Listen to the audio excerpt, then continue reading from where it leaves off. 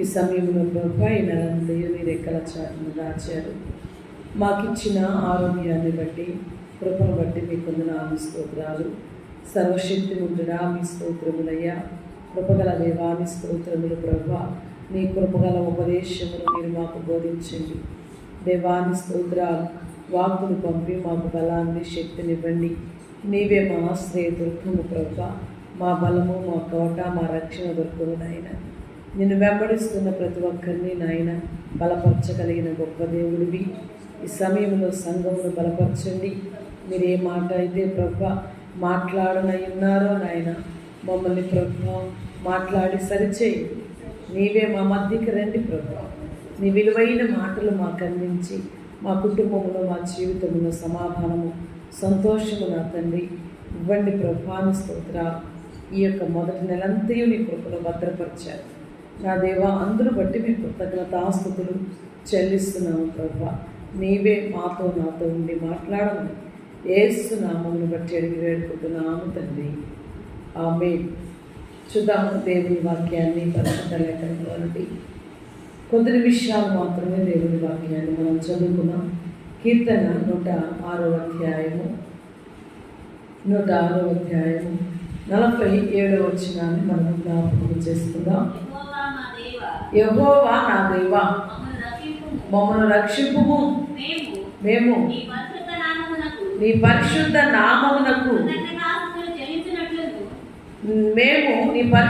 నామమునకు కృతజ్ఞతాస్తుతులు చెల్లించుటకును నిన్ను స్తుతించుటకు మేము అతిశయించుటకు అన్య జనులలో నుండి మమ్మల్ని పోగు చేయము. ఇశ్రాయేలు దేవుడైన యెహోవా స్తుతి నొందునుగాక. వాక్యాన్ని మనము జ్ఞాపకం చేసుకున్నట్టయితే దావీదు కీర్తన 106వ అధ్యాయంలో 47వ వచనాన్ని మనం చదువుకున్నాం. ఏమంటున్నాడు భక్తుడు ఇక్కడ? యెహోవా మా దేవా మమ్మని రక్షించుము. అంటే రక్షణ లేక లక్షల కొలదిగా ఉన్నారు కనుక రక్షణ కావాలి మాకు, రక్షకుడు నువ్వు, మాకు రక్షణ కావాలి అని దేవుని సన్నిధిలో ప్రార్థిస్తున్నాడు భక్తుడు. ఇంకా అంటున్నాడు, మేము నీ పరిశుద్ధ నామమునకు కృతజ్ఞతాస్తుతులు చెల్లించినట్లు నిన్ను స్తుతించుచు మేమెంతగానో అతిశయించుచున్నాము. హల్లెలూయా. మన అతిశయము, మన గర్వము, మనము ఆధారపడిన విధానము మనము జ్ఞాపకం చేసుకున్నట్టయితే ఆయన మనకిచ్చే రక్షణ బట్టి, ఆయన పరిశుద్ధ నామాన్ని బట్టి మనం ఏం చేయాలంట? గర్వించాలి, అతిశయించాలి. ఎందుకంటే ఈ భాగ్యము ఎంతోమందికి లేదు. ఈ భాగ్యం నాకు దొరికింది, దేవుడు నాకు ఇచ్చారు, దేవుని సన్నిధి ఆనందాన్ని నాకు ఇచ్చారు. ఈ భాగ్యం ఎంతమంది పోగొట్టుకుంటున్నారు.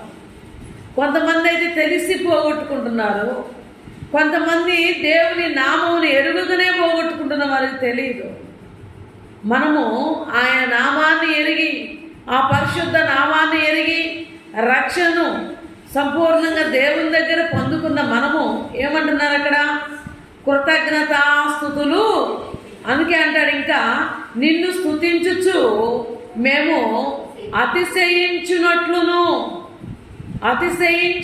నీ అతిశయము, నీ యొక్క ఆలోచన, నీ మనస్సంతా ఎవరి మీద ఉండాలి అంటే పరిశుద్ధుని నామం మీద ఉండాలి.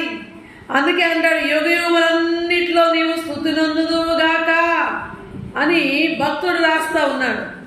ఎందుకంటే మనకి రక్షణ కలిగింది. చూడండి, ఒక మాట మనం చదువుకున్న హబక్కు గ్రంథంలో ఒక మాట, చక్కని మాట మనం చూస్తాము.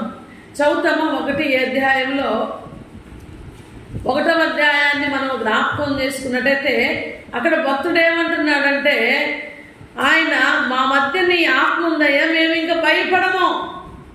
మా మధ్య నీ ఆత్మ ఉంది, మేము భయపడవలసిన అవసరము మాకు లేదు అంటున్నాడు. అక్కడ వాక్యాన్ని మనం జ్ఞాపకం చేసుకున్నట్టయితే చదువుదాము. హగ్గయ్య 1వ అధ్యాయము గమనించండి అమ్మా. హగ్గయ్య 2వ అధ్యాయము 14లో మనం చూస్తాం ఆ మాట. నా ఆత్మ మీ మధ్యన ఉన్నది కనుక భయపడకుడి.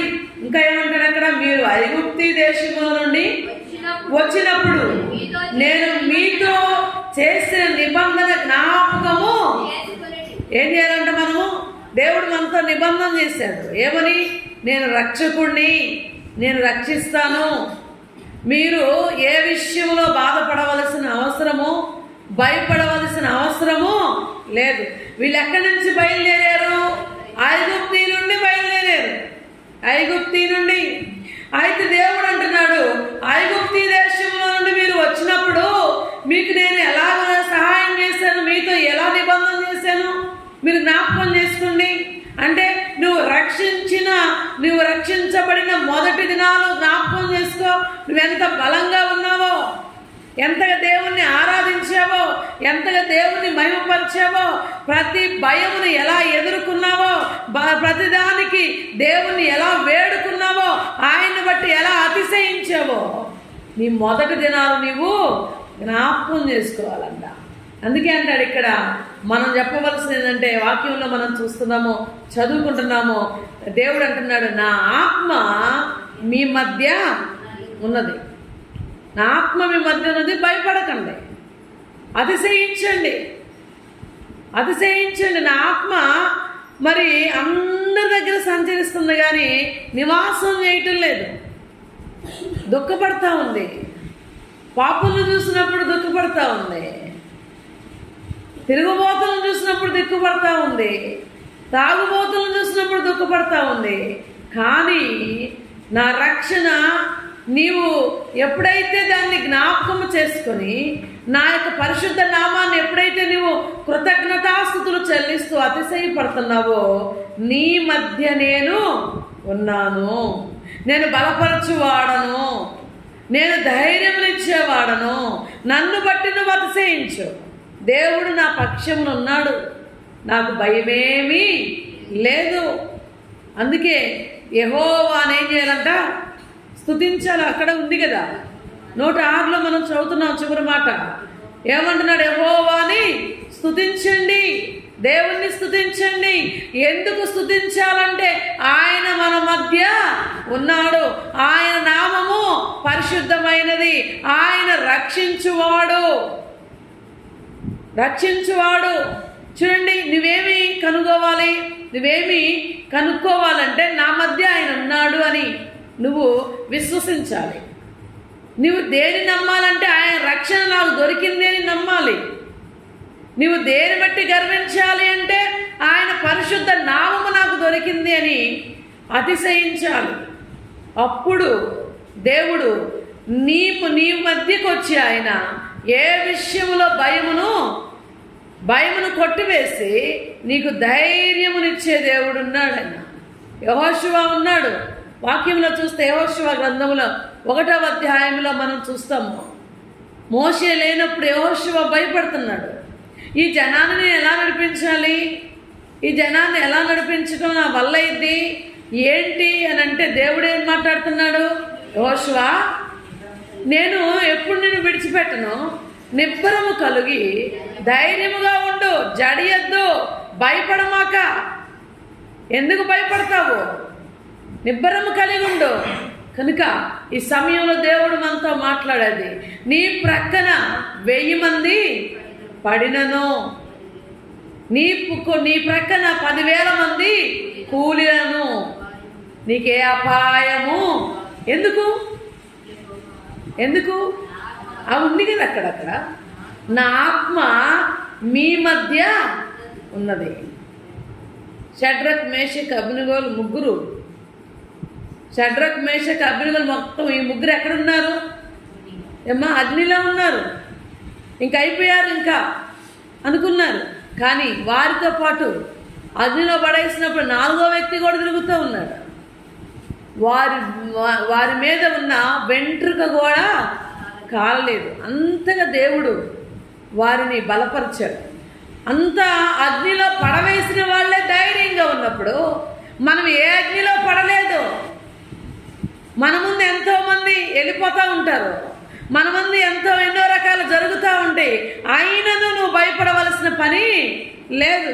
అక్కడ షడ్రక్ మేషక్ అబ్నిగోలు ఎక్కడా కూడా భయపడినట్టు లేదు. ఏమంటున్నారు వాళ్ళు? మా దేవుడు మమ్మల్ని రక్షించినా రక్షించకపోయినా రక్షించడానికి సమర్థుడే. ఒకవేళ రక్షించకుండా మమ్మల్ని ఏదైనా పరీక్షిస్తున్నా మాకేమి ప్రాబ్లం లేదు, మేము మాత్రం దానికి నమస్కరించము. అగ్నిలో నిప్పుల్లో పడ్డా కానీ వాడు భయపడలేదే. ఎదురుగా నిప్పు ఉంది, ఇంకా వీళ్ళు మాట జాగ్రత్త తీసుకెళ్ళి నిప్పుల్లో పడేస్తారు, అయినా వాళ్ళు ఎక్కడ భయపడలేదు, బాధపడలేదు. దేవుణ్ణి ఎరిగిన వ్యక్తి ఇలాగనే ధైర్యంగా ఉండాలి. ఎన్ని జరిగినా నీ కళ్ళ ముందు దేవుడు నాతో ఉన్నాడు. అక్కడ ఆ మాట అండర్లైన్ చేసుకోండి. ఆ మాట ఉంది కదా, మరొకసారి చదువు. హగ్గయిలో ఏమంటున్నాడు? నా ఆత్మ మీ మధ్య ఉన్నది గనుక. నువ్వు భయపడుతున్నావంటే ఆత్మ నీ దగ్గర లేదు. ఆత్మ నీ దగ్గర ఉండాలంటే ఏం చేయాలి? నువ్వు ఆయన నామాన్ని, ఆయన రక్షకుడని నమ్మాలి. నమ్మేవా? అయితే ఆత్మని నువ్వు విడిచిపెట్టదు. ఆయన నామాన్ని బట్టి పరిశుద్ధుడు అని, ఆయన నామాన్ని బట్టి నువ్వు ఎప్పుడైతే అతిశయపడుతున్నావో వెంటనే ఆ పరిశుద్ధుడు నిన్ను ఆవరిస్తాడు. నిన్ను ఏది ముట్టుకోనివ్వడం, అపవాది నిన్ను తాకనివ్వడానికి లేదు. కారణం ఆయన అగ్ని దూతలు, ఆయన దూతలు ఉన్నారు అక్కడ. అగ్ని జ్వాలలు మనం చూస్తాం ఆదికాండంలో 6వ అధ్యాయంలో. ఏ జ్వాలలు ఉన్నాయంట? అగ్ని జ్వాలలు. దూతల కెరూబులు పట్టుకొని ఉన్నారు. ఇవాళ నిన్ను కాపాడటానికి, నిన్ను రక్షించటానికి. వాక్యంలో దావీదు కీర్తన 91వ అధ్యాయం, నీ పాదములకు రాయైనా తగలకుండా ఆయన చేతుల మీద ఎవరికి ఆజ్ఞాపించాడు? దూతలకు ఆజ్ఞాపించాడు. మరి నువ్వెందుకు భయపడుతున్నావు? నువ్వెందుకు జడుతున్నావు? నువ్వెందుకు ఎవరో ఏదో జరిగిపోయింది, నా కుటుంబంలో ఏదో నష్టం జరిగిపోయింది, అయ్యో నేను ఎలాగాని ఎందుకు తల బాదుకుంటున్నావు? ఏం జరిగినా నీ మంచి కోసమే. ఏం జరిగినా, ఎందుకంటే దేవుడు మాట్లాడుతున్నాడు. ఆయన రక్షించే బిడ్డల మధ్య, ఆయన రక్షించుకున్న బిడ్డల మధ్య ఆయన ఎలా ఉంటాడంట? మధ్య ఉంటాడు. అది ఉన్నాడు అక్కడ అంటున్నాడు చూడండి. మధ్య ఉన్నది గనుక మీ మధ్యనున్నది గనుక మీకు భయం అవసరము లేదు. ధైర్యము కలిగి ఉండండి, దేవుని వైపు చూడండి. లోకాసు వార్త 18వ అధ్యాయము, లోకాసు వార్త 18వ అధ్యాయము 11, 12 వచనాలు మనం చూద్దామా?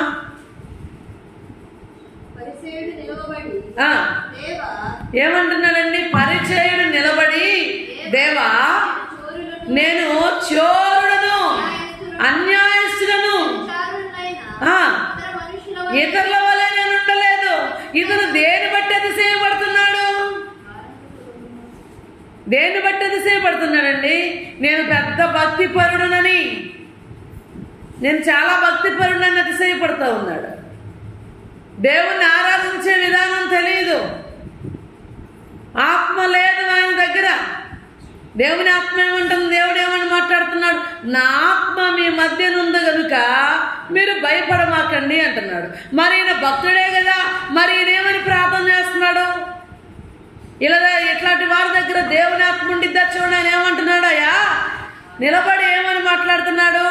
నేను చోరుణ్ణి, అన్యాయస్తుణ్ణి, వ్యభిచారుణ్ణి, ఇతర మనుషుల వల్ల నేను ఉండక నేనేం చేస్తా ఉన్నాను? వారానికి 2 మారులు ఈ శంకర్ వలె, ఈ శంకర్ పక్కన ఉండు కూడా మనం కూడా చెబుతున్నాయి. ఈ అబ్బాయి లాగా నేను ఉండలేదు. చర్చికి వచ్చి చాలాసార్లు చెప్తాం, ఏమ్మా ఎలా ఉన్నావు ఏంటంటే, ఆ అమ్మాయి లాగా నేను ఉండను, నేను పర్ఫెక్ట్, నేను చాలా పద్ధతిగా ఉంటాను, నేను అన్నీ మిమ్మల్ని పిలుస్తాను, సావుకులను పిలుస్తాను, మంచిగా ఇవ్వాల్సిన ఇస్తాను, దేవుని దగ్గరికి వస్తాను, మంచి పరిచర్య చేస్తాను, ఉపవాసం అంటే నేనే పర్ఫెక్ట్గా ఉంటాను, అన్నీ నేను చాలా జాగ్రత్తగా చేస్తాను. ఈ అబ్బాయిలాగా ఉండలేదు, ఈ అమ్మాయిలాగా ఉండలేదు ఈయన కూడా చెప్తున్నాడు. ఎవరిలాగా చూపిస్తున్నాడు? ఈ అంటే పక్కనే ఉన్నాడా లేడా? ఆయన పక్కన ఉంటే కదా చెప్పేది, అవునా కదా? పరిచయుడు సొంతలు పక్క పక్కన ఉన్నారు కదా. ఈ యొక్క సుంకరి వలె నేను ఉండలేదు. అయితే చూడండి ఏమంటున్నాడు వాక్యాన్ని తర్వాత చదవండి.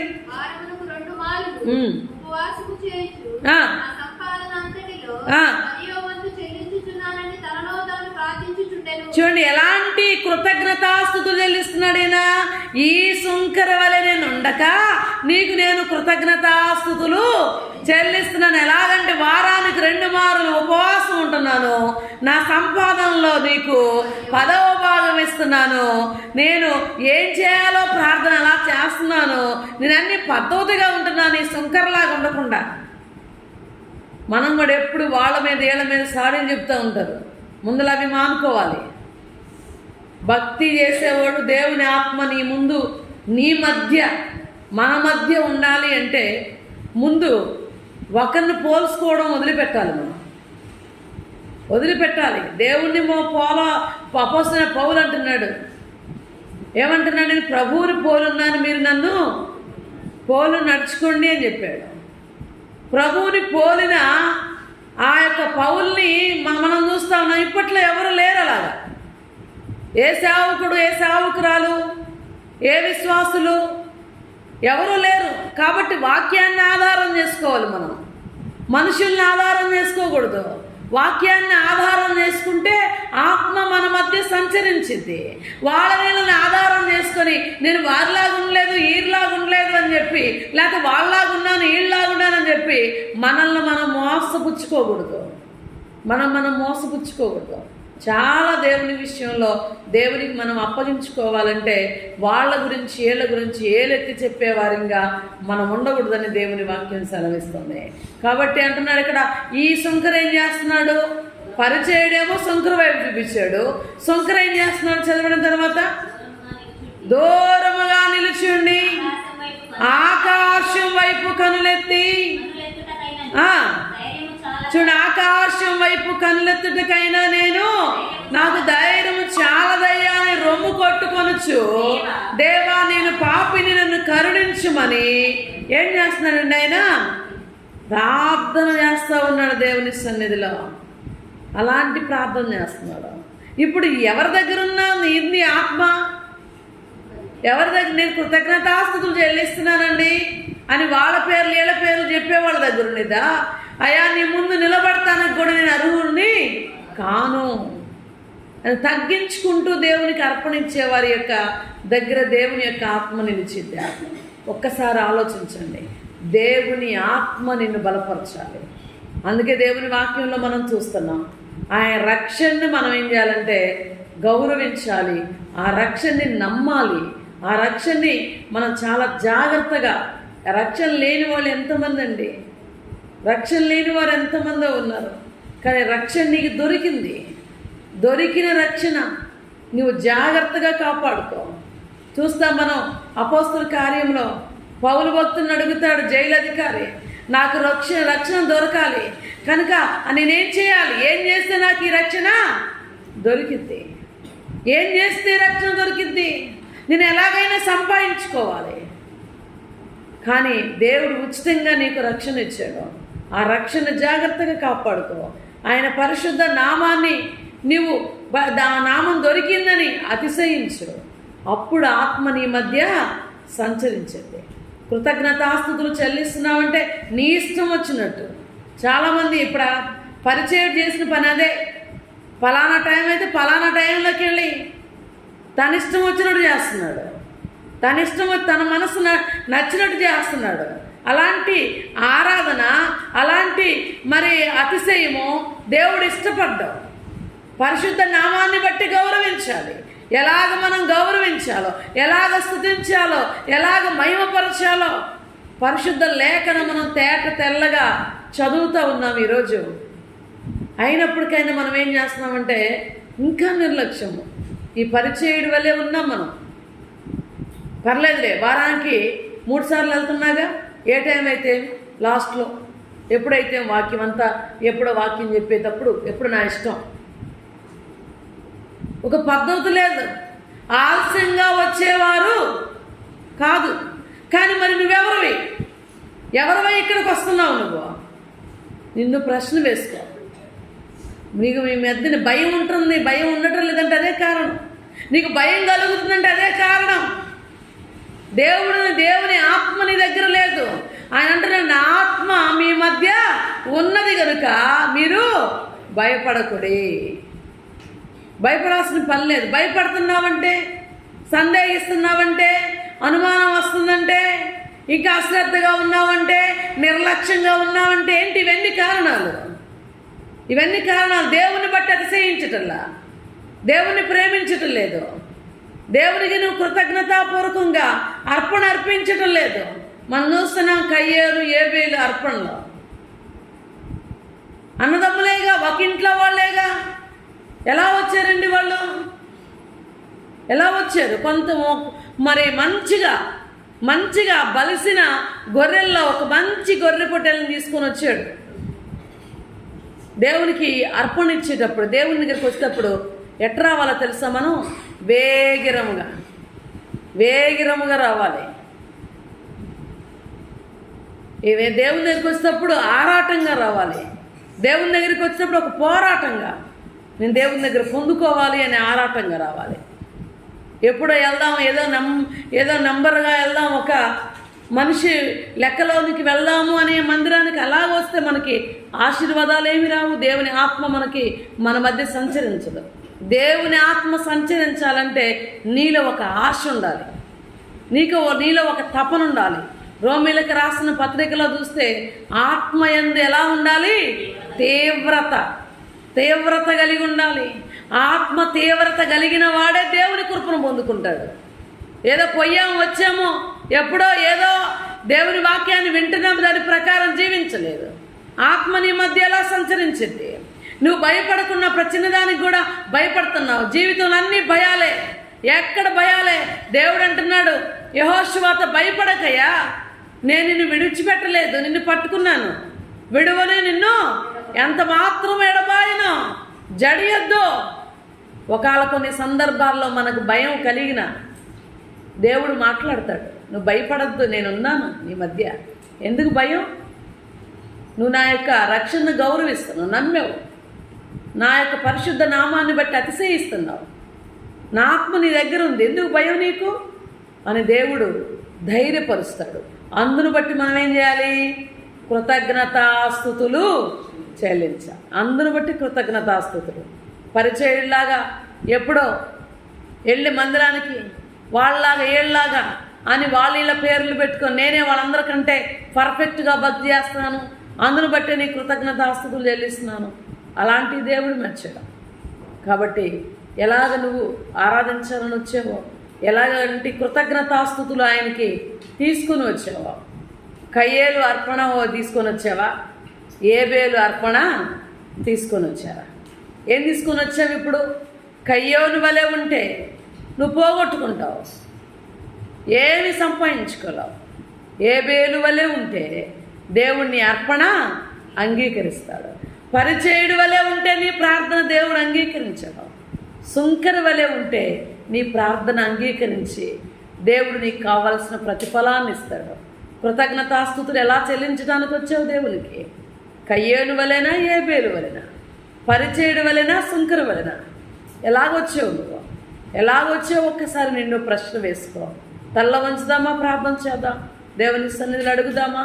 ప్రభా, ఇదిగో నా తండ్రి, ఏబేలు అర్పణ నువ్వు అంగీకరించావు కదా, ఇదిగో నాయన పరిపూర్ణమైన మనసుతో నీ సన్నిధిలో ఉన్నాను. నీవిచ్చిన రక్షణ పరిపూర్ణంగా విశ్వసించి నమ్మి నా తండ్రి విశ్వసించి నోటి ద్వారా ఒప్పుకున్నాను నా దేవుడు ప్రభు అయిన యేసుక్రీస్తుని హృదయమందు విశ్వసించాను ప్రభు అని దేవుణ్ణి అడుగుదామా? ఈ సమయంలో ప్రార్థన చేయి. నువ్వు 2 చేతులు ఎత్తి ప్రార్థన చేయి, దేవుణ్ణి అడుగు, దేవుని స్తుతించు. ఎలాంటి అర్పణ ఇవ్వడానికి వచ్చావో? కయ్యోను అర్పణ అయితే దేవునికి ఇష్టము కాదు. కయ్యోను అర్పణ దేవుడు ఇష్టపడడు. పరిచయుడి లాంటి కృతజ్ఞతలు దేవుడు అంగీకరించడు. ఎలాగుంది నీ యొక్క మనస్సు దేవుని సన్నిధిలో? ఈ సమయంలో ప్రార్థన చేస్తావా? ప్రార్థన చేసుకుందాం. అందరము నోర్లు విప్పి దేవుని స్తుతిద్దాం. నోరు తెరిచి మనస్సు విప్పి స్తుతులు చెల్లిద్దాం. స్తోత్రం స్తోత్రం స్తోత్రం స్తోత్రం స్తోత్రం స్తోత్రం స్తోత్రం స్తోత్రం స్తోత్రం స్తోత్రం స్తోత్రం స్తోత్రం స్తోత్రం స్తోత్రం